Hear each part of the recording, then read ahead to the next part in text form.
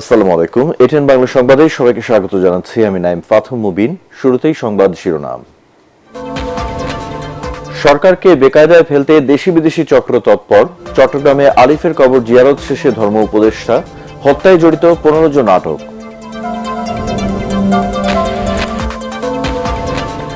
সীমান্তের ওপারে বসে পরাজিত শক্তি বিশ্বের কাছে বাংলাদেশকে মৌলবাদী রাষ্ট্র হিসেবে তুলে ধরার চেষ্টা করছে, অভিযোগ বিএনপি মহাসচিবের। ধর্মের নামে সংঘাত চায় না দলটি। বিতর্কিত নির্বাচনের অপরাধে বিগত 3 কমিশনকে বিচারের আওতায় আনার তাগিদ বদিউল আলম মজুমদারের। সুষ্ঠু ভোট আয়োজনে রাজনৈতিক ও প্রশাসনিক সহযোগিতা জরুরি। এবং স্থবির হয়ে পড়েছে দুর্নীতি দমন কমিশনের কার্যক্রম। রাজনৈতিক নয়, দুর্নীতি বিবেচনায় ব্যবস্থা নেওয়ার পরামর্শ টিআইবির।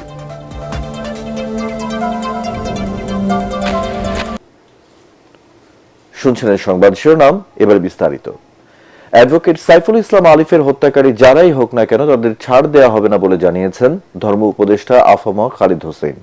এদিকে চট্টগ্রাম মেট্রোপলিটন পুলিশ জানিয়েছে, এই হত্যার সাথে জড়িত সন্দেহে এখন পর্যন্ত 15 জনকে গ্রেপ্তার করা হয়েছে। চট্টগ্রাম প্রতিনিধি আবুল হাসনাতকে সাথে নিয়ে রিপোর্ট করছেন মনির হোসেন তপু। চট্টগ্রামের লোহাগড়ায় অ্যাডভোকেট সাইফুল ইসলাম আলিফের কবর জিয়ারত করেন ধর্ম উপদেষ্টা আফম খালিদ হোসাইন। এ সময় সাংবাদিকদের প্রশ্নের জবাবে তিনি বলেন, বর্তমান সরকারকে বেকায়দায় ফেলার জন্য দেশি বিদেশি গোষ্ঠী তৎপর। আলিফ হত্যায় জড়িতদের শনাক্ত করে দৃষ্টান্তমূলক শাস্তি নিশ্চিত করা হবে। দেশে বিদেশে এই গভর্নমেন্টকে বিব্রত করার জন্য একটা গোষ্ঠী তৎপর। তো আমরা কোনো ক্রমে আমাদের অভ্যন্তরীণ সৌহার্দ্য, সম্প্রীতি, শান্তি, শৃঙ্খলা যাতে বিনষ্ট না হয়, বহাল থাকে, এর জন্য আমাদেরকে অত্যন্ত সজাগ এবং সচেতন থাকতে হবে। পরে নিহত সাইফুল ইসলামের পরিবারের সদস্যদের হাতে আর্থিক সহায়তার চেক তুলে দেন ধর্ম উপদেষ্টা।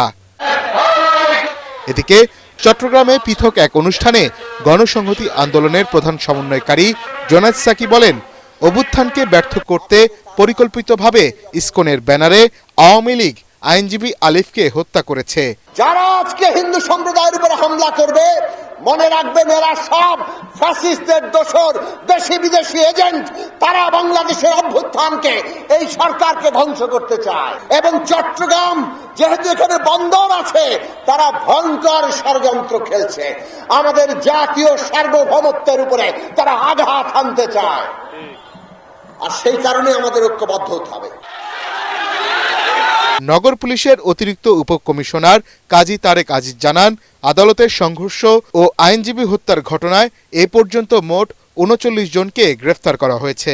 মঙ্গলবার চট্টগ্রাম আদালত ভবনে সম্মিলিত সনাতনী জাগরণ জোটের মুখপাত্র চিন্ময় কৃষ্ণ দাস ব্রহ্মচারীর মুক্তির দাবি ঘিরে পুলিশের উপর হামলার ঘটনায় পৃথক 3টি মামলা হয়েছে। এদিকে চিন্ময় কৃষ্ণ দাস সহ ইসকনের সঙ্গে সংশ্লিষ্ট 17 জনের ব্যাংক অ্যাকাউন্ট 30 দিনের জন্য স্থগিত করেছে কেন্দ্রীয় ব্যাংকের আর্থিক গোয়েন্দা বিভাগ, Bangladesh financial intelligence unit BFIU।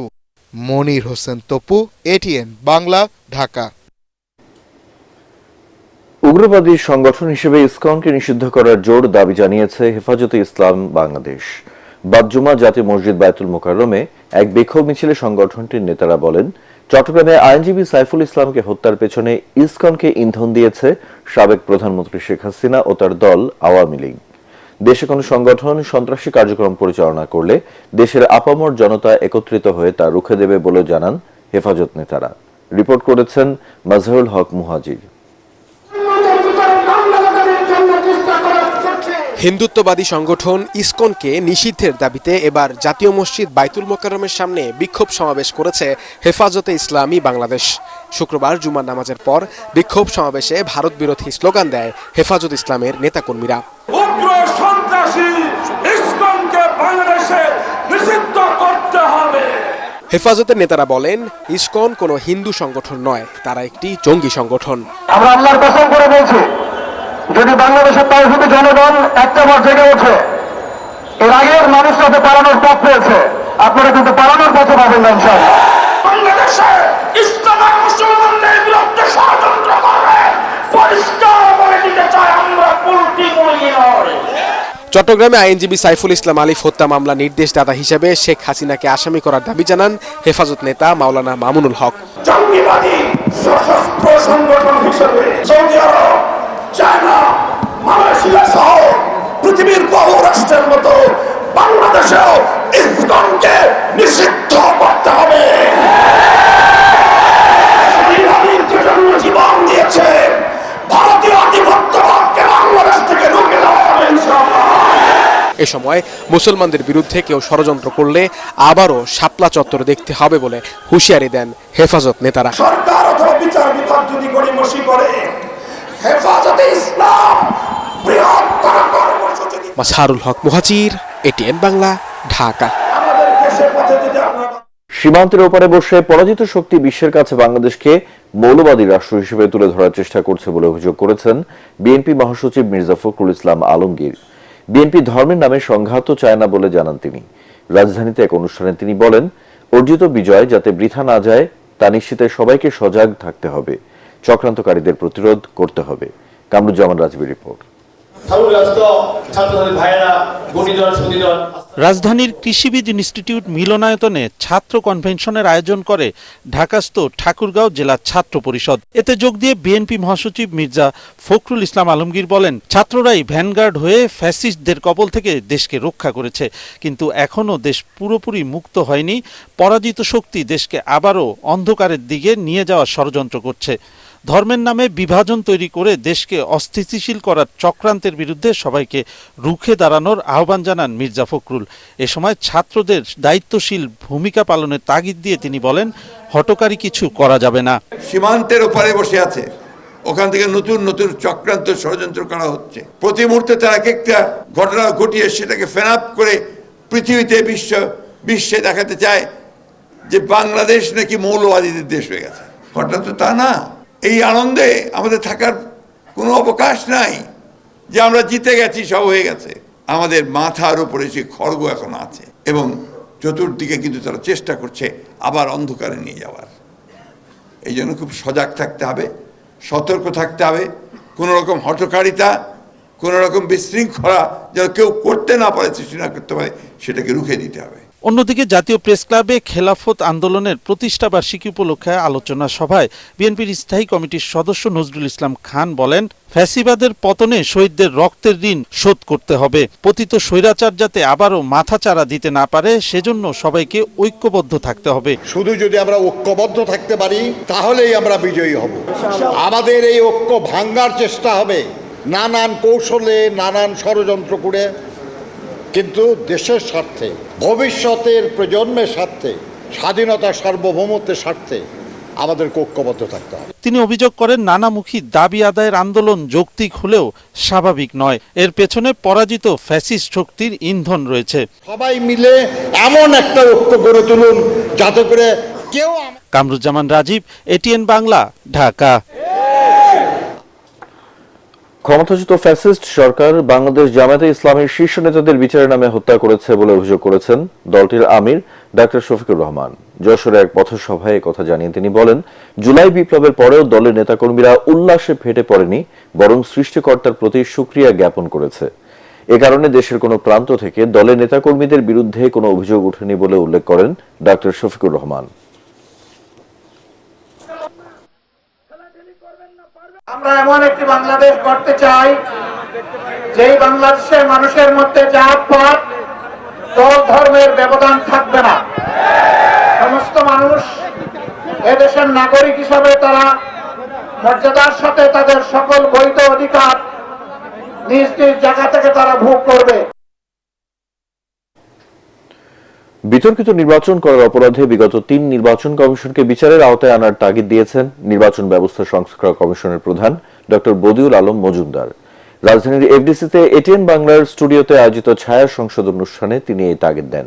বলেন, সুষ্ঠু নির্বাচন আয়োজনে প্রয়োজন রাজনৈতিক ও প্রশাসনিক সহযোগিতা। এ সময় দেশের জনগণ ও রাজনৈতিক দলকে আস্থাশীল করতে নির্বাচনী রোডম্যাপ ঘোষণার দাবি জানান ডিবেট ফর ডেমোক্রেসির চেয়ারম্যান হাসান আহমেদ চৌধুরী কিরণ। তরিক ইসলামের রিপোর্ট। এগুলোকে প্রচারণা করবে কে? পরিচালনা করবে নির্বাচন কমিশন। আমাকে যদি ভোট দিতে না দেওয়া হয়, আমার ভোট যদি সুষ্ঠু নির্বাচনের জন্য নির্বাচন কমিশন প্রার্থী ও নাগরিকের ভূমিকা নিয়ে ছায়া সংসদ অনুষ্ঠানের আয়োজন করে ডিবেট ফর ডেমোক্রেসি। এতে অংশ নেয় কবি নজরুল কলেজ ও তেজগাঁ কলেজ। সাংবিধানিক সকল নির্বাচন পরিচালনাকারী প্রতিষ্ঠানটি হচ্ছে নির্বাচন কমিশন। অনুষ্ঠানের প্রধান অতিথি নির্বাচন সংস্কার কমিশনের প্রধান ডক্টর বদিউল আলম মজুমদার বলেন, রাজনৈতিক ও প্রশাসনের সহযোগিতা ছাড়া সুষ্ঠু নির্বাচন সম্ভব না। নির্বাচন কমিশন সবচেয়ে গুরুত্বপূর্ণ অংশীজন, তারপরে গুরুত্বপূর্ণ অংশীজন হলো সরকার। সরকার মানে কি? সরকার মানে প্রশাসন, সরকার মানে আইন শৃঙ্খলা রক্ষাকারী বাহিনী। কিরণ যে যাদের কথা বললো, যারা নির্বাচনী অপরাধ করেছে তারা কিন্তু এই সরকারি কর্মকর্তা কিংবা আইন শৃঙ্খলা রক্ষাকারী বাহিনীর সদস্য। তো যারা যদি সদাচরণ না করে, তারা যদি সঠিকভাবে দায়িত্ব পালন না করে, তারা যদি নির্বাচনকে বিভিন্নভাবে প্রভাবিত করার চেষ্টা করে, তাহলে সবচেয়ে সুষ্ঠু, সবচেয়ে কার্যকর নির্বাচন কমিশনের পক্ষেও, সবচেয়ে শক্তিশালী নির্বাচন কমিশনের পক্ষেও, সবচেয়ে নিরপেক্ষ নির্বাচন কমিশনের পক্ষেও সুষ্ঠু নির্বাচন করা সম্ভব নয়। এ সময় বিগত 3 নির্বাচন কমিশনের বিতর্কিত ভূমিকার বিষয়েও কথা বলেন তিনি। যারা নির্বাচনী দায়িত্ব পালন করেছে গত 3টি নির্বাচনে, তারা কিন্তু এই নির্বাচনী অপরাধ করেছে। তাদেরকে বিচারের আওতায় আনা হয়নি এবং বিচারের আওতায় আনা উচিত। বিগত নির্বাচনে আমরা দেখেছি যে প্রধান দলগুলোকে নির্বাচনের বাইরে রেখে একতরফা বাকশালী কায়দা নির্বাচন করা হয়েছে। দিনের ভোট রাতে দেওয়া হয়েছে, বাক্সে ভরে তারা ভোট দিয়ে গিয়ে ভোটের বাক্স সেখানে নিয়ে গিয়ে যাওয়া হয়েছে। এবং সে কারণে বলি যে বাকশালী কায়দা যাতে বাংলাদেশের নির্বাচন না হয়। অনুষ্ঠানে সুষ্ঠু নির্বাচন আয়োজনে 10 দফা দাবি তুলে ধরে ডিবেট ফর ডেমোক্রেসির চেয়ারম্যান হাসান আহমেদ চৌধুরী কিরণ বলেন, অন্তর্বর্তীকালীন সরকারকে সঠিকভাবে কাজ করার সুযোগ না দিলে ব্যর্থ হতে পারে জুলাই বিপ্লব। আমাদের যে ছাত্র জনতা যে বিপ্লব হয়ে গেল, সেই বিপ্লব যদি ব্যর্থ হয়, অন্তর্বর্তীকালীন সরকারকে যদি আমরা ব্যর্থ করার চেষ্টা করি, অন্তর্বর্তীকালীন সরকারকে যদি আমরা সুযোগ না দেওয়ার চেষ্টা করি, তাহলে আমাদের নির্বাচনে বলি, আমাদের আইনের সংস্কারে বলি, আমাদের সুশাসনে বলি, আমরা কিন্তু কোথাও কিন্তু কিছু করতে আমরা পারবো না। আজকে বিএনপি বলি, জামায়াতে ইসলাম বলি, অন্য ছোট দলগুলো বলি, প্রত্যেকেরই কিন্তু এখন যে স্বপ্ন বুনছে দেশে একটা গণতান্ত্রিক সরকার প্রতিষ্ঠা হবে, একটা সুষ্ঠু নির্বাচন হবে, সকল কিছুই কিন্তু আমাদের ধূলিসাৎ হয়ে যাবে যদি আমরা অন্তর্বর্তীকালীন সরকারকে আমরা তাদের মতো করে কাজ করবার সুযোগ করে না দিয়ে দিই। ছায়া সংসদ বিতর্ক প্রতিযোগিতায় বিজয়ী তেজগাঁ কলেজ। তরিক ইসলাম, এটিএন বাংলা, ঢাকা। ধর্ম বর্ণ নির্বিশেষে গোটা বিশ্বের মানুষকে ইসরায়েলি আগ্রাসনের বিরুদ্ধে অবস্থান নেওয়ার আহ্বান জানিয়েছে বৈষম্য বিরোধী ছাত্র আন্দোলন।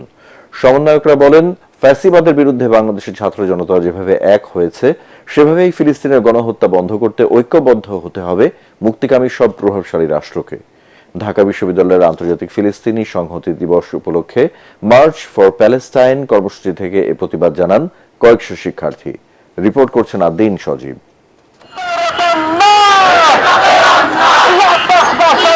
ফিলিস্তিনের মুক্তির জন্য এই সংহতি, বিশাল পতাকা নিয়ে স্লোগানে উত্তাল ঢাকা বিশ্ববিদ্যালয়। আন্তর্জাতিক ফিলিস্তিন সংহতি দিবসে মার্চ ফর প্যালেস্টাইন কর্মসূচি দেয় বৈষম্য বিরোধী ছাত্র আন্দোলন। সেই ডাকে সাড়া দিয়ে রাজু ভাস্কর্যে হাজির হয় বিভিন্ন ছাত্র সংগঠন সহ ঢাকার বেশ কয়েকটি প্রতিষ্ঠানের কয়েকশো ছাত্রছাত্রী। কারণ ওদের উপরে অনেক কিয়া করা হচ্ছে, আমি যদি এখানে থাকতাম তাহলে ওদের যে কত কষ্ট। ফিলিস্তিন স্বাধীনভাবে একটি রাষ্ট্র হিসেবে যাতে এই পৃথিবীর বুকে বেঁচে থাকতে পারে, সেই জিনিসটা আমরা চাচ্ছি। একজন সাধারণ শিক্ষার্থী হিসেবেই আমি এসেছি শুধুমাত্র অন্যায়ের প্রতিবাদ করার জন্য, যেন এই জেনোসাইডটা বন্ধ হয়ে যায়। এরপর ভিসি চত্বর, ফুলার রোড, কেন্দ্রীয় শহীদ মিনার হয়ে রাজু ভাস্কর্যে শেষ হয় রিয়েলিটি। ৭৫ বছর ধরে ফিলিস্তিন শোষিত হচ্ছে, এটা একটা ইলিগাল অকুপেশন। এটা বন্ধ করার জন্য আমরা সবাই একসাথে হয়েছি আজকে, যাতে আমাদের ফিলিস্তিন মুক্ত পায়। ফিলিস্তিনে যেভাবে মানুষকে গণহত্যা করা হচ্ছিল, ঠিক একই কায়দায় এখানে অস্ট্রেলিয়ান মানুষ কিন্তু এই ফ্যাসিবাদী হাসিনা কিন্তু আমাদের এই মানুষদেরকে গুলি করছে। তো সবকিছু মিলিয়ে ফিলিস্তিনের যে লড়াই, আমাদের লড়াই একই, আমাদের লড়াই মুক্তির লড়াই ছিল, ফিলিস্তিনের লড়াই মুক্তির লড়াই। সবার কণ্ঠে এক সুর, ফ্রি প্যালেস্টাইন, আর এই একতাই আসবে মুক্তি। আমাদের বার্তাটি খুব স্পষ্টভাবে বলে দিতে চাই, ফিলিস্তিনের যে মুক্তিকামী জনতা ছিল তাদের সাথে আমরা পূর্বেও ছিলাম, এখনো আছি এবং ভবিষ্যতেও আমরা থাকবো। এই 24-এর যে ছাত্র জনতার বিপ্লব সংগঠিত হয়েছিল, সেই বিপ্লবও কিন্তু ফিলিস্তিনি মুক্তিকামী জনতার যে সংগ্রাম, সেটা কিন্তু আমাদেরকে অনুপ্রাণিত করেছে। এদিকে জাতীয় প্রেস ক্লাবে সিপিবি আয়োজিত সংহতি সভায় বাংলাদেশের কমিউনিস্ট পার্টির সাধারণ সম্পাদক রহিন হোসেন প্রিন্স বলেন, মার্কিন যুক্তরাষ্ট্র সহ পশ্চিমা সাম্রাজ্যবাদী শক্তিগুলো এশিয়ায় নিজেদের প্রভাব বলয় মজবুত করতেই ইসরায়েলকে ব্যবহার করছে। ইসরায়েলি আগ্রাসনের বিরুদ্ধে ফিলিস্তিনের পক্ষ নেয় বাংলাদেশ সরকারকে ধন্যবাদ জানান ঢাকাস্থ ফিলিস্তিনের রাষ্ট্রদূত Yusuf S Y Ramadan. Addin Sajib, ATN Bangla, Dhaka. Chairman commissioner না থাকায় স্থবির হয়ে পড়েছে দুদকের কার্যক্রম। বিগত সরকারের প্রভাবশালীদের বিরুদ্ধে অনুসন্ধান কিংবা মামলা হচ্ছে না, আগের তদন্ত চলছে ঢিমে তালে। দুর্নীতিবাজরা এর সুযোগ নিতে পারে বলে আশঙ্কা করছে টিআইবি। রাজনৈতিক বিবেচনায় মামলা কিংবা দায়মুক্তি বন্ধের পরামর্শ বিশ্লেষকদের। রিপোর্টে জানাচ্ছেন মাহবুব কবির চপল। সরকার পতনের পর গা ঝাড়া দিয়ে ওঠে দুদক। আওয়ামী লীগের প্রভাবশালী 180 জনের বিরুদ্ধে তালিকা করে কমিশন। সাবেক স্বরাষ্ট্রমন্ত্রী আসাদুজ্জামান খান কামালের বিরুদ্ধে মামলা করে সংস্থাটি। অনুসন্ধান শুরু হয় কয়েকজনের বিরুদ্ধে। এর মধ্যেই গত 29 অক্টোবর পদত্যাগ করেন দুদক চেয়ারম্যান ও কমিশনাররা। এরপর থেকেই কার্যত স্থবিরতা নেমেছে কমিশনে। নতুন করে কারো বিরুদ্ধে মামলা কিংবা অনুসন্ধানের অনুমোদন হচ্ছে না। আগের তদন্তগুলো চলছে কচ্ছপ গতিতে। দুদক চেয়ারম্যান নিয়োগে দেরি হলে দুর্নীতিবাজরা সুযোগ নিতে পারে বলে মনে করছে টিআইবি। নতুন কোনো অনুসন্ধান করা যাবে কি যাবে না, তদন্ত করা কি যাবে না, বা মামলা করা যাবে কি যাবে না, এই সিদ্ধান্তগুলো এককভাবে কমিশনের হাতে, অর্থাৎ চেয়ারম্যান এবং 2 জন সদস্যের হাতে। তো তাদের অনুপস্থিতিতে এই সিদ্ধান্তগুলো আর নেওয়া যাবে না, অর্থাৎ এখানে এই অর্থে একটা ফ্রিজিং অবস্থা হবে। পাশাপাশি আবার যেগুলো চলমান আছে তদন্ত মামলা, তো সেখানেও এক ধরনের স্তব্ধতা আসার ঝুঁকি আছে বলে মনে করছি। এখনই সময় নিরপেক্ষভাবে কাজ করার, কিন্তু এই যে এখন যারা নিয়োগপ্রাপ্ত হবেন তারা যদি এই দেশের মানুষ তাদেরকে মনে রাখবে। এমন যোগ্য ব্যক্তি নির্বাচিত হবে যার মাধ্যমে এই প্রতিষ্ঠানে মানুষের একটা আস্থা সৃষ্টি হয়। কাজে এই জায়গাটা তড়িঘড়ি করা যাবে না, যথাযথ প্রক্রিয়া অনুসরণ করে অবশ্যই যাচাই বাছাই সম্পন্ন করে নিয়োগ দিতে হবে। সাবেক প্রধানমন্ত্রী শেখ হাসিনার পতনের পর আওয়ামী লীগের অনেকের বিরুদ্ধে ব্যবস্থা নিচ্ছে দুদক, যাদেরকে আগে দায়মুক্তি দেওয়া হয়েছিল। একই সাথে বিএনপির অনেকেই খালাস পাচ্ছেন, যাদের বিরুদ্ধে দুর্নীতির অভিযোগ ছিল। এতে দুদকের স্বচ্ছতা নিয়ে আবারও প্রশ্ন উঠেছে। রাজনৈতিক বিবেচনায় নয়, দুর্নীতি বিবেচনায় ব্যবস্থা নেবার পরামর্শ বিশ্লেষকদের। যে এই প্রক্রিয়ায় দুর্নীতির এক ধরনের প্রাতিষ্ঠানিক রূপ লাভ করেছিল কর্তৃত্ববাদী সরকারের সময়, যার অন্যতম উপাদানই ছিল দুর্নীতি, সেটাকে সুরক্ষা দেওয়া, সেটাকে সুযোগ সৃষ্টি করে দেওয়া এবং সেটাকে বিচারহীনতা দেওয়া, এই অবস্থার তো পরিবর্তন হয়েছে অন্তত সরকারের দৃষ্টিভঙ্গি থেকে। বিএনপি তো অনেকদিন ক্ষমতায় নাই, তো স্বাভাবিকভাবে মনে করছে যে আওয়ামী লীগে তো 16 বছর সব বানায় দুর্নীতি তারাই করেছে, এটা একটা ধারণা হয়ে গেছে। তবে এটা ভবিষ্যতে দেশের জন্য খুব ভালো না যে এক গভর্নমেন্ট গেল খালি তাকেই করব আর অন্যরা না, কারণ আমরা সবাই কিন্তু ফেরেস্তা না। ওটাই নিরপেক্ষ দৃষ্টিকোণ থেকে আমরা ইনভেস্টিগেট করা দরকার। কাগজে কলমে স্বাধীন বলা হলেও গত 20 বছরেও রাজনৈতিক বলয় থেকে বের হতে পারেনি দুদক। ফলে ক্ষমতাসীনরা সবসময় দুর্নীতি করেও পার পেয়ে গেছেন। দুর্নীতি ছড়িয়ে পড়েছে সমাজের সর্বস্তরে। এই অবস্থা থেকে বের হতে দুদককে শক্তিশালী হবার পাশাপাশি রাজনৈতিক সদিচ্ছাও বড় প্রয়োজন বলে মনে করা হচ্ছে। মাহবুব কবির চপল, এটিএন বাংলা, দুদক কার্যালয়, ঢাকা। বাজার থেকে উধাও হয়ে গেছে বোতলজাত সয়াবিন তেল। নতুন আলু ওঠার ভরা মৌসুমে পুরনো আলুর দাম বেড়েই চলেছে। পেঁয়াজ, চিনি, ডিম ও মুরগির বাজারের দাম কিছুটা কমলেও সেটা নিম্নবিত্তের নাগালের বাইরেই রয়ে গেছে। এদিকে নতুন ধানে ফসলের মাঠ ভরে উঠলেও চালের দাম না কমায় ক্ষুব্ধ ক্রেতারা। রাজধানীর বাজার ঘুরে আরো জানাচ্ছেন মিজান শাহজাহান। গ্রাম বাংলার চিরায়ত রীতি অনুযায়ী এই সময়ে ঘরে ঘরে নবান্নোৎসবের আমেজ চলছে। নতুন চালে পূর্ণ কৃষকের গোলা, কিন্তু বাজারে তার প্রভাব নেই। দাম কমেনি চালের, কিন্তু পুরান চাল কোনোটাই কমেনি। পুরান চাল আগে যে রেট ছিল এখন সেই রেটই আছে। নতুন চাল উঠবে পুরোপুরিভাবে, উঠলে হয়তো 2-4 টাকা কমতে পারে। নতুন করে দাম বেড়েছে আলুর। প্রতি কেজি পুরান আলু বিক্রি হচ্ছে 75 থেকে 80 টাকায়, আর নতুন আলু 100 থেকে 120 টাকা কেজি। আমাদের কিনে 72 টাকা কেজি, আমরা 75 বেশি 80 বেশি, ঠিক আছে। আর নতুন আলু 100 টাকা বিক্রি করি আমরা। শীতকালীন সবজিতে বাজার সয়লাভ হলেও দাম নিয়ে অস্বস্তিতে ক্রেতারা। স্বস্তি কোথায় পাইতেছি? টাকা তো সমস্যা আমাদের জন্য, সাধারণ মানুষ যারা ইনকাম নাই, লো ইনকাম গ্রুপ আমরা, কাজে এই জিনিসপত্র কিনা আমাদের জন্য বেশ কঠিন। বাজারের দামটা যদি সরকার নিয়ন্ত্রণ করত, এটা সাধারণ মানুষদের জন্য সহনশীল হয়ে যেত। চিনির দাম কেজিতে 10 টাকা কমে বিক্রি হচ্ছে 130 টাকায়। ভোক্তারা বলছেন, বাজারে লাগাম টেনে ধরতে না পারলে নিম্ন আয়ের মানুষের সংসার চালানো আরও কঠিন হয়ে পড়বে। অন্তর্বর্তী সরকারের কাছে নিবেদন থাকবে, তারা যেন বাজার মনিটরিংয়ের প্রতি নজর দেন এবং নিত্য প্রয়োজনীয় জিনিসের দামগুলো কমানোর ব্যাপারে যেন নজর দেন। এদিকে বাজারে সংকট দেখা দিয়েছে বোতলজাত সয়াবিন তেলের। 5 লিটারের বোতল পাওয়া গেলেও অনেক দোকানেই মিলছে না 1 ও 2 লিটারের বোতল। ভোক্তারা বলছেন, সরকারের পক্ষ থেকে পণ্যের শুল্ক প্রত্যাহার বা কমিয়ে বসে থাকলেই বাজার নিয়ন্ত্রণে আসবে না, বরং বাজার তদারকির মাধ্যমে এর সুফল ভোক্তাদের দিতে হবে।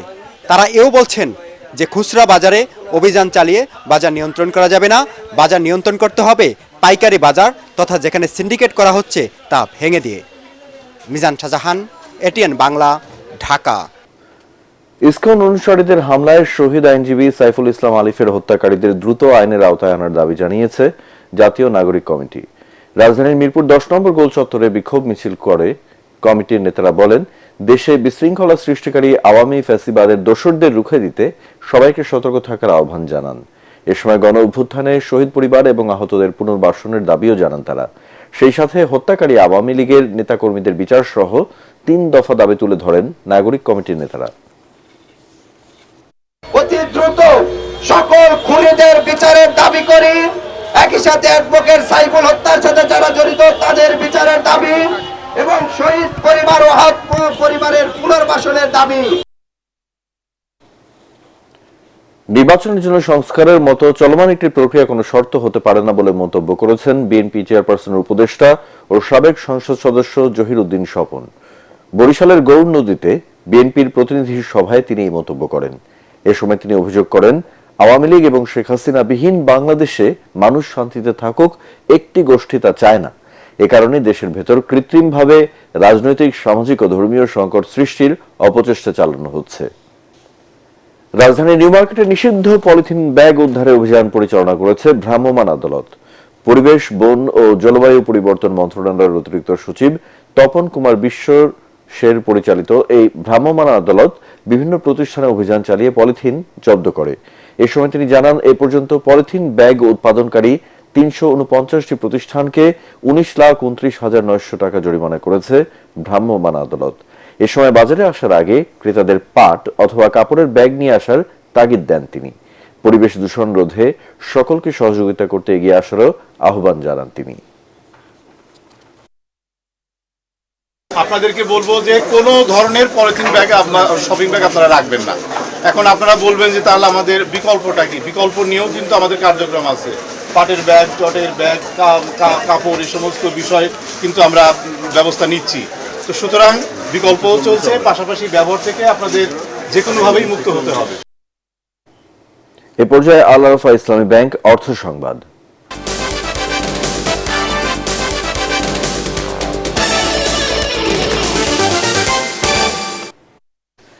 আদ্দিন ফাউন্ডেশনের মেডিকেল কলেজগুলোতে দিন দিন বাড়ছে বিদেশি শিক্ষার্থী। আন্তর্জাতিক মান বজায় রেখে শিক্ষা বান্ধব পরিবেশে পড়তে পেরে খুশি সবাই। মেডিকেলে পড়াশোনা শেষ করে নিজ দেশে ফিরে গিয়ে এসব শিক্ষার্থীরা সফলতার সাথে চিকিৎসা পেশায় নিয়োজিত হচ্ছেন। মনির হোসেন তপুর report. Addin women's medical college, Bashundhara Addin medical college, Addin Sakina women's medical college এবং আদ্দিন আকিজ মেডিকেল কলেজে বর্তমানে 1200 শিক্ষার্থী অধ্যয়নরত। এসব মেডিকেল কলেজে ভারতের কাশ্মীর, কলকাতা, রাজস্থান সহ নেপাল, মালদ্বীপ, ভুটান এবং সার্কভুক্ত দেশের 5 শতাধিক শিক্ষার্থী ডাক্তারি পড়ছেন। I think the faculty here is very well qualified. Apart from studies, you can also engage in extracurricular activities. So that way this college is providing us that platform. Family থেকে অনেক দূর আসি, কিন্তু এখানে টিচার্স আর class ফেলোজ অনেক supportive and অনেক friendly আছে। যেসব দুর্বলতা আমাদেরকে আছে সেই স্টুডেন্টদেরকেও তারা আলাদা করতেছে, আলাদা করে তাদের জন্য স্পেশাল কেয়ারের ব্যবস্থা করতেছে। সো আমি মনে করি এটা একটা স্পেশাল ইনিশিয়েটিভ। অন্যান্য মেডিকেল কলেজের তুলনায় আদ্দিনে ব্যবহারিক শিক্ষায় সুযোগ বেশি থাকায় শিক্ষার্থীরা সহজেই দক্ষ হয়ে উঠছেন বলে জানিয়েছে মেডিকেল কর্তৃপক্ষ। বাচ্চারা যখন ক্লিনিক্যাল সাবজেক্টে ক্লাস করতে যায় তখন পেশেন্ট আর পেতে অসুবিধা হয় না, অর্থাৎ ক্লিনিক্যাল ক্লাসগুলো পেশেন্টের সাথে রিলেটেড করেই নেওয়া সম্ভব। আমরা যে ন্যাশনাল কোর্স কারিকুলাম এটা আমরা খুব স্ট্রিক্টলি ফলো করে থাকি।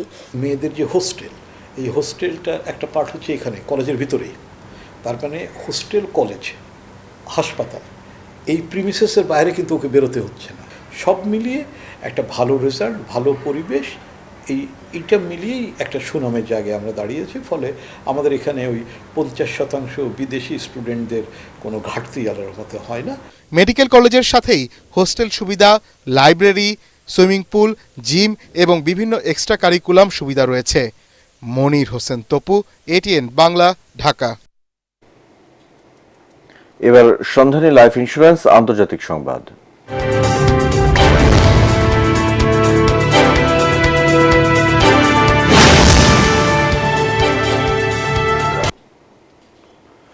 মালয়েশিয়ায় ভয়াবহ বন্যায় কমপক্ষে 3 জনের মৃত্যু হয়েছে। পানিতে ভেসে নিখোঁজ হয়েছেন বহু মানুষ। নিখোঁজদের বেশিরভাগ মানুষই মারা যেতে পারেন বলে শঙ্কা প্রকাশ করেছে উদ্ধারকারী দল। জাতীয় দুর্যোগ কমান্ড সেন্টার জানায়, অতিরিক্ত বৃষ্টিপাতের কারণে বৃহস্পতিবার থেকে ভয়াবহ এই বন্যা দেখা দিয়েছে। বন্যায় সবচেয়ে বেশি ক্ষতিগ্রস্ত হয়েছে কেলান্তান রাজ্য। এছাড়া দুর্গত এসব এলাকা থেকে এখন পর্যন্ত 84,597 জন মানুষকে 488টি অস্থায়ী আশ্রয় কেন্দ্রে সরিয়ে নেওয়া হয়েছে।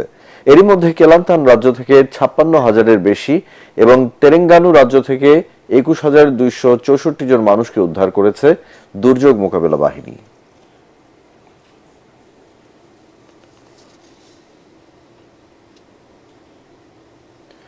নবনির্বাচিত মার্কিন প্রেসিডেন্ট ডোনাল্ড ট্রাম্পকে বুদ্ধিমান ও অভিজ্ঞ নেতা হিসেবে উল্লেখ করেছেন রুশ প্রেসিডেন্ট ভ্লাদিমির পুতিন। দায়িত্ব নেওয়ার পর রাশিয়া ইউক্রেন সংঘাত বন্ধে ট্রাম্প কার্যকর ভূমিকা রাখবেন বলে অভিমত জানান তিনি। কাজাখস্তানে আঞ্চলিক যৌথ নিরাপত্তার সংস্থার এক বৈঠক শেষে সাংবাদিকদের কথা জানান রুশ প্রেসিডেন্ট। একই সাথে অভিযোগ করেন, যুদ্ধ পরিস্থিতি আরো জটিল করতেই রাশিয়ার ভেতরে মার্কিন অস্ত্র ব্যবহারের নির্দেশ দিয়েছেন বাইডেন। ট্রাম্প প্রশাসনকে বেকায়দায় ফেলতেই এসব সিদ্ধান্ত নেওয়া হচ্ছে বলে উল্লেখ করেন ভ্লাদিমির পুতিন। রাজধানীর মোহাম্মদপুরের জাপান গার্ডেন সিটিতে কুকুর হত্যা নিয়ে বহিরাগত কিছু ব্যক্তি মিথ্যা অপপ্রচার করে ভাবমূর্তি নষ্টের চেষ্টা করছে বলে অভিযোগ করেছেন জাপান গার্ডেন সিটির বাসিন্দারা।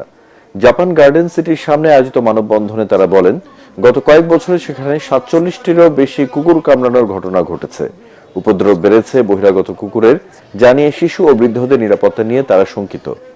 সিটি কর্পোরেশনের সহায়তায় বেওয়ারিশ কুকুরগুলো স্থানান্তরের পরিকল্পনা নিলে একটি গোষ্ঠী তা বাধাগ্রস্ত করার চেষ্টা চালাচ্ছে। তারা সামাজিক মাধ্যমে বিভিন্ন অপপ্রচার চালানোর পাশাপাশি আক্রমণের হুমকিও দিচ্ছে। এ পর্যায়ে পার্টেক্স খেলার খবর।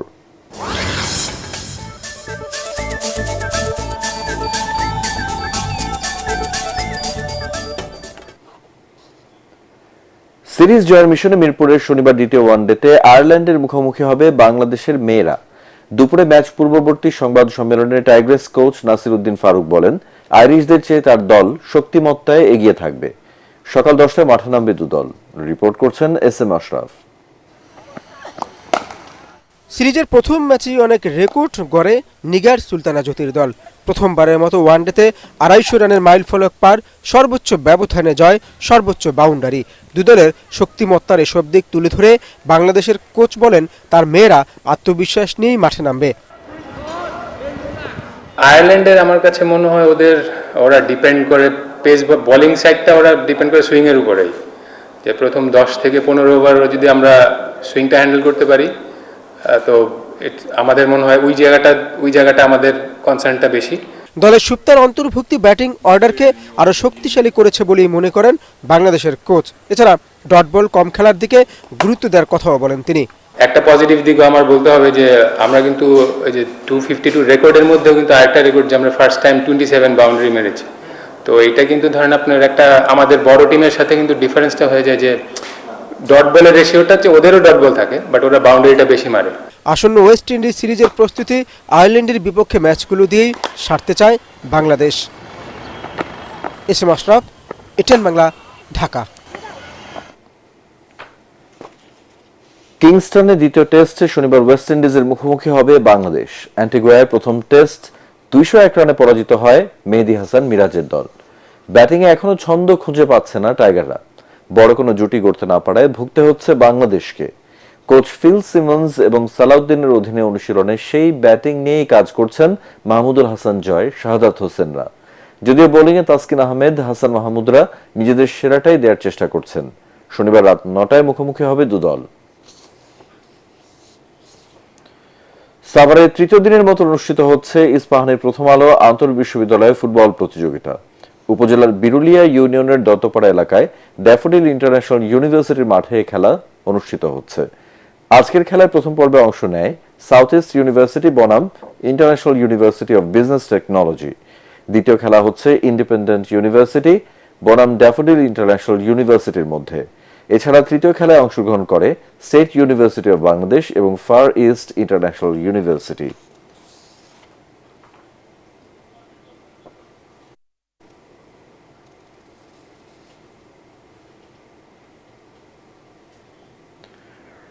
স্বাধীনতা স্পোর্টিং ক্লাব আয়োজিত ফুটবল টুর্নামেন্টের পর্দা নামলো আজ। ফাইনালে এফসি রকে 4-1 গোলে হারায় বরিশাল কিংস। খেলায় প্রধান অতিথি হিসেবে উপস্থিত ছিলেন বিএনপির কেন্দ্রীয় নির্বাহী কমিটির সদস্য তরিকুল আলম তেনজিং। বিশেষ অতিথি ছিলেন কাফরুল থানা যুবদলের সাবেক সাধারণ সম্পাদক হাবিবুর রহমান রাব্বি। অতিথি হিসেবে আরো উপস্থিত ছিলেন এটিএন ই মার্টের ডিএমডি আব্দুল মতিন খান। খেলা শেষে বিজয়ীদের মাঝে পুরস্কার বিতরণ করেন অতিথিরা।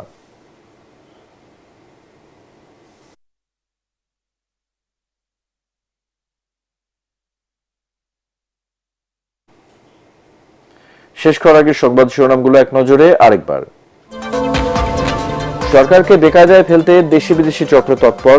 চট্টগ্রামে আলিফের কবর জিয়ারত শেষে ধর্ম উপদেষ্টা, হত্যায় জড়িত 15 জন আটক।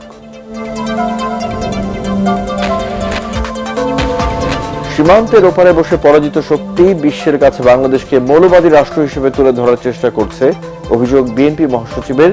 ধর্মের নামে সংঘাত চায় না দলটি। বিতর্কিত নির্বাচনের অপরাধে বিগত 3 কমিশনকে বিচারের আওতায় আনার তাগিদ বদিউল আলম মজুমদারের। সুষ্ঠু ভোট আয়োজনে রাজনৈতিক ও প্রশাসনিক সহযোগিতা জরুরি। এবং স্থবির হয়ে পড়েছে দুর্নীতি দমন কমিশনের কার্যক্রম। রাজনৈতিক নয়, দুর্নীতি বিবেচনায় ব্যবস্থা নেওয়ার পরামর্শ টিআইবির।